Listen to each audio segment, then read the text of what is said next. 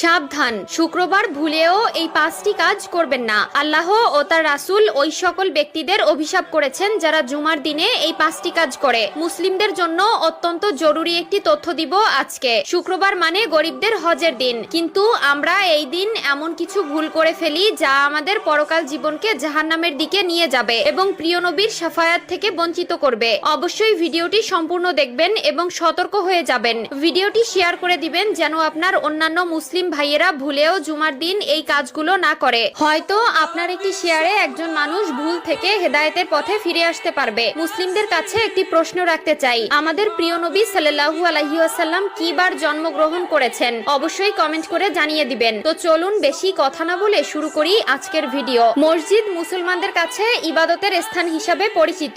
এরপরও আমরা মসজিদে এমন কিছু কাজ করে থাকি যা মসজিদের পবিত্রতা নষ্ট করে। তাই মসজিদের পবিত্রতা